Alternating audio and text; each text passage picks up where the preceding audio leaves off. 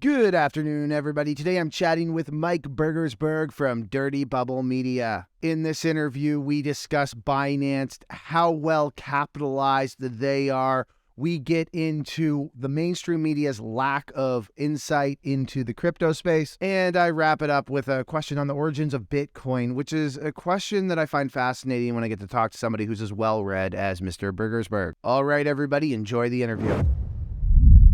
Mike, thanks so much for joining us today. Hey, it's good to be back. One of the questions I wanted to ask you that I find kind of fascinating here is that you've really blown up on FinTwit or financial media over the last, say, 6 months. When I look at the typical Substacks that have blown up, they are often, they kind of appeal to that sort of fringe right, those concepts that Bloomberg or Financial Times don't want to cover. Meanwhile, here we got you who's just rolling up his sleeves, doing some quality analysis and covering the biggest scams out there, and doing it in a way that, heck, even the big financial media outlets are probably looking at you and reaching out to you saying, well, what can you tell us? So I'm curious, when you go on financial media now as somebody who's kind of gone through this progression where you've gotten really popular, what's sort of the lens you look at when you're sort of trying to filter the media that you want to read? Yeah, I mean, to be perfectly honest, and this is probably more of a confession than anything, I get most of my media from direct sources now, like Twitter and stuff. I mean, I read headlines. If there's an article that's interesting, I mean, I do think Bloomberg is fairly good, at least on their, investigative side. Like, they have some good journalists there, Financial Times, Wall Street Journal, they all do good stuff. But, yeah, frankly, a lot of the time they're behind the curve, and especially in the crypto stuff. Like, I don't get my news from any of them. They get their news from me. Not to sound like arrogant, but it's kind of true now. And I mean, I can move faster, right? Like, I'm doing this for, my own time, and we work quickly, and it's a lot different from a news article that has to go through a bunch of rounds of review. And I mean, I know what I'm talking about, so I know what I'm putting out there is accurate. I don't have to justify it to anybody, and I don't have to say like, oh, by the way, our biggest sponsor happens to be the company you're going after, so maybe we have to tone this down a little bit. So there's advantages to being, small and independent, but it also helps you too that I'm sure in the case of Financial Times or Bloomberg, there's that whole access thing. And actually, we talked about this last time, but CNBC, they wanted their access to Sam Bankman-Fried, so they would take it easy on him. And I'm sure that happens in the case of Financial Times or Bloomberg or, you name it, where we've got one writer who's working on a lead on a big story and somebody's helping him out, and we don't want to blow up his circle or what he's doing yet, so we got to tread lightly. Whereas you're just a guy with a Substack, it's probably quite freeing that you can actually just dig into these things and go deep where you smell trouble without some sort of boss over top of you saying, no, you can't go there. Exactly that, and I have no access, so I can't really lose any access by publishing something. The other advantage of being an outsider, I don't really have to worry about pissing people off. In fact, if anything, that's sometimes the goal a little bit. So where do you think you go from here after this? Like, let's say theoretically Binance blows up next week and nobody's talking about crypto. The obvious question is, are you going to go into short selling? Well, I mean, I am short a few companies. I've never written about why. I actually wish I had, because there would have been a couple that would have looked pretty prescient now. But I don't know. I mean, I definitely am going to keep writing. I have other interests outside of crypto, and I think I can draw on some of my other experiences to write about things. And I have a lot of ideas for other topics I want to look into. But I think part of it will be fun. Part of the thing that inspired me to start doing this was the short sellers, like, Hindenburg Research comes to mind, somebody who does the investigative work and publishes. I mean, I'm less interested in the short selling side of it. I'm just interested in the investigative and like uncovering things that are interesting part of it. So I think I'll keep going in this direction. I mean, definitely I plan to get out of talking only about crypto once I have a little more time to kind of focus on my writing and like having more time to think.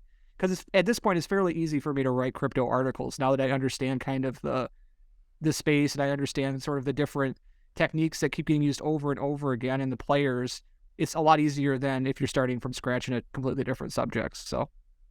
Okay, so speaking of short sellers, I've noticed that a lot of short sellers are now circling around one particular name, which is Silvergate Bank. How closely are you following this story? Do you think that this is on borrowed time? Well, so I actually did have an article. I mean, now that I didn't publish it, it'll look like I'm making it up, but I did have an article about Silvergate and Signature Bank, which are the two biggest providers of banking services to the crypto sector, at least the ones that are publicly traded. And basically saying, look, they're dealing with some shady people. They have some serious risks involved with their lending practices as well as their deposits. And, I didn't touch on the fact that there may be fraud involved, but it appears like there has been fraud involved. So I was actually short Signature, and I did close that position recently. I did not short Silvergate, unfortunately, because it was a little too expensive. But I wish I'd picked Silvergate over Signature. But yeah, I mean, that clearly, based on what has been revealed about how FTX was doing its banking, that they were allowing customers to wire money to Alameda, and then basically what was happening was the customers' funds would be sent to Alameda Research, which was supposedly an independent entity from FTX, and then the money just never went to FTX. So the bank should have probably done a little more due diligence on that, and it sounds like a lot of people are going to sue them, and the regulators, I'm sure, are looking into them very closely now. So, yeah, I think Silvergate's in trouble. I think Signature is in trouble.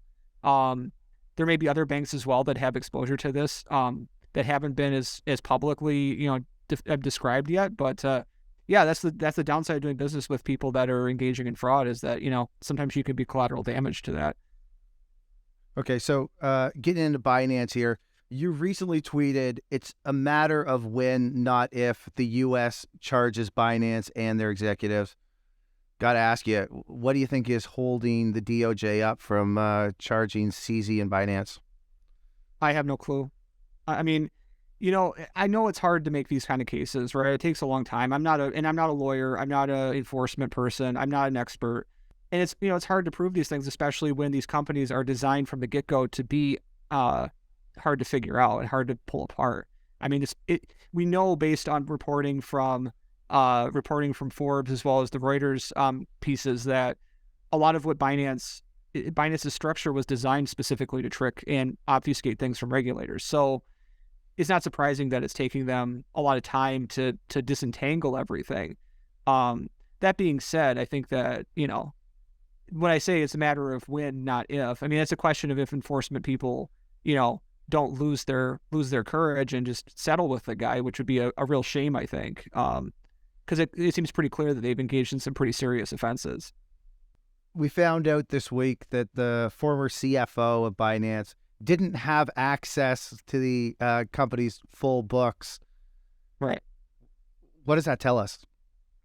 Well, I think that tells you everything, right? I mean, I wrote an article about a month ago, well, maybe less than a month ago now, comparing FTX and Alameda to a scandal called the Bank of Commerce and Credit International, which was a bank that collapsed in the early 90s after it was revealed that it was this massive international bank with branches in like 78 countries, and it was discovered that it was essentially a vehicle for massive amounts of money laundering and fraud across the world, engaged with everyone from the CIA to like heads of state, drug cartels, everything. They did business with everybody.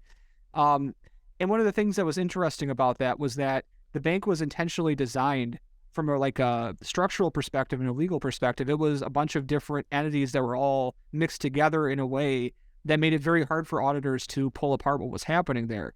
And so there were examples where I can't remember which auditors were involved in this, but there were a couple like big auditors that were auditing parts of BCCI and that had clean audit records because they only looked at one piece of it. And that's the same thing that happened with FTX, where FTX US was audited and they got a clean bill of health, but they didn't look at the bigger company.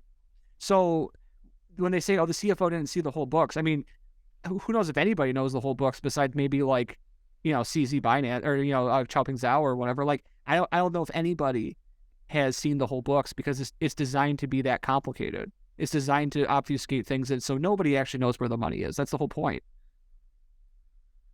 So there was an article in Bloomberg the other day that said that approximately 40% of the value of the tokens on the Binance exchange are in BUSD and Binance coin. When you try to make sense of that, you're great at explaining these things. Like what does this mean in terms of the overall quality of the cash flow that's in the exchange and the risk for people who have crypto with Binance? Well, so the first thing to remember is that Binance has revealed at least some of the assets that they have. They've done their proof of reserves, which is basically, here's all the addresses on the blockchain that have assets in them, and here's how much is in them, and that's how much money we have. Binance has never made any statement as to how much in liabilities they have to customers and other entities. So we don't even know how much they owe people. That's the very first question. That is, we have no way of knowing that. In terms of Binance, the specific coins, BUSD and BNB, BUSD is a stable coin like Tether or USDC. It's backed by assets that are held by a company called Paxos out of New York. So it's actually issued by a separate company. It's not issued by Binance. It merely licenses the name of Binance, and Binance uses it exclusively on their exchanges. So it probably is backed, right? Like they've issued, I don't know if they've ever been audited, but they've issued at least attestations from this Paxos that are monthly, showing what the breakdown of the reserves are. And it's primarily treasuries with a little bit of cash. So it probably is solvent. I don't know, probably. The one question I would have is that Binance is an entity that can't do business in the United States.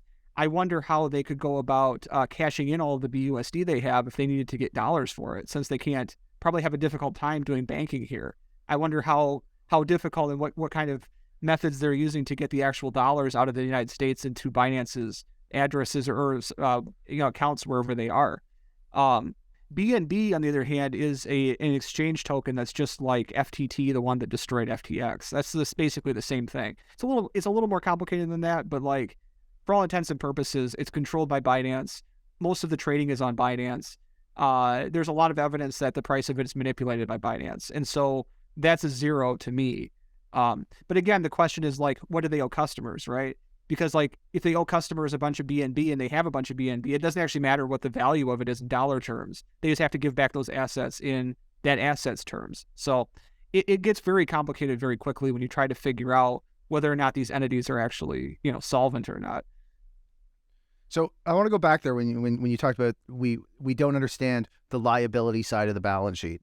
So theoretically, that means that if they wanted to show a certain amount of reserves or coins, they could just borrow money from some sort of other entity, and then just have those show up, and like there's basically like theoretically they just show up as 100% assets, even though there's like an equal liability on the other side.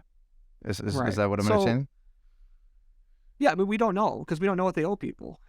They won't tell us. They say, well, we need to have an audit for the liability side. We need to have a full audit done, and that'll take a year. We can show you the assets, but we can't show you the liabilities, which I think is nonsense. I mean, it should be very easy. Since they're claiming to be solvent, they clearly have an understanding of how much they owe people. They could at very least make a statement that, hey, here's how much we owe people. We know this isn't audited, but at least we can tell you this is how much we say we owe people. They could at least tell us that. They won't even tell us that. So, I think that that's instructive and tells you a lot about what their financial condition may be. And then in terms of their relationships with other parties, the CEO has expressly denied that Binance has any loans from anybody, which seems kind of illogical, just given that interest rates were 0% for so long. It probably would have made sense to borrow money at certain points in time. Most companies have at least some debt somewhere. So the idea that they owe nothing to nobody is hard to believe. And you can add that to a long list of claims that the CEO has made that are questionable. Other news this week, we saw Binance had a winning bid for Voyager, which was a Canadian-listed small cap here that once looked quite attractive to me when my broker brought it to me at 90 cents. That these were the guys who started E-Trade. This is worth looking at, and it seemed like it was like really well ran, and then I guess they just gave a bunch of money to Three Arrows Capital and ultimately went insolvent. Why do you think it is that everybody wants Voyager's assets so badly? Well, I mean, that would involve me speculating, which I can do if you like. I have no evidence as to why. Sam FTX US was the first entity that offered and almost completed a purchase of Voyager. And my thought on that first is that Voyager owed them, or they owed Voyager a bunch of money, so that was helped them basically hide their liabilities. Secondly, it would have given them access to all of those crypto assets that are still held on Voyager's platform, and then they could have moved them over and made them FTX customers, and then they would have had access to those funds. Because FTX was a Ponzi, and Ponzi's need, they need more money to survive. It doesn't matter, in the grand scheme of things, if it's actually net negative, they can at least keep things spinning for a while that way. So why is Binance doing the same thing? I don't know. Again, this is not being done by Binance International. This is being done by Binance US, which is purportedly a separate entity, although I and others have shown recently that this is almost certainly not an independent entity in any meaningful sense. Why they want to do that, your guess is as good as mine, but I think part of it is to telegraph that they have the money to do it. So that way the market thinks that, look how solvent they are, they're buying out this company. I think that's probably part of it. I think part of it may be trying to get those assets onto their platform. And what that means, I don't know. But I don't think it really makes a whole lot of sense to be going around making these bids for bankrupt companies when the crypto markets are collapsing. Right. My understanding is that it's going to cost them around $1 billion cash. So no, that's not accurate. Okay. No. The value of the deal is $1 billion, but Binance will only pay like 20 or 40 million. That's the same thing as the FTX deal. There was no they weren't going to pay out $1 billion for it. What they'll do is they'll pay out a very small amount of money for the name and the intellectual property and stuff, and then they assume the rest of the company, which is insolvent. If you look at the actual deal, there's an article on Forbes about that describes that. And that's the same thing that happened with FTX when they bought it or offered to buy it, was that the media breathlessly reports it as, this is $1 billion deal. But in practice, it's really only, I think it was 40 or 50 million that was changing hands. The rest of it was them just absorbing all of the loans and the losses in addition to the assets.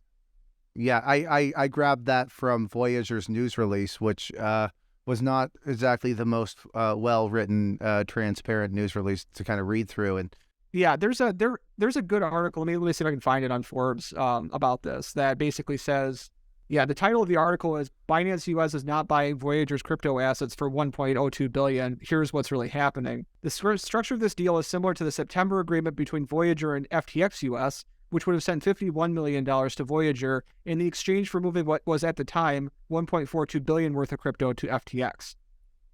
So that's the same. That's the same thing they're doing now. So, and I think they're getting less now. The Binance US bid, which was selected by Voyager, is only going to see about $20 million transferred to the bankruptcy estate. The remainder comes from what a Voyager press release calls the current market prices for its assets. Basically, they're just exchanging. There's no real, A better way to look at the deal, by thinking about the $20 million to be sent from Binance US is a purchase price for the right to acquire 3.5 million of Voyager's customer accounts. So it's very different from how it's portrayed in the media and by these press releases and things. And again, that's another example where I think the media is really abdicating responsibility here by allowing these things to look like that, because it makes it look very different from what the reality is. Yesterday, I stumbled across a clip of, we had Joe Squawk from CNBC, they had Kevin O'Leary on, and Joe Squawk was giving it to Kevin, saying, well, you're calling this venture investing, but you're actually just paid by the company. And they actually even gave you the cash to pay the tax bill from you getting paid for doing this deal.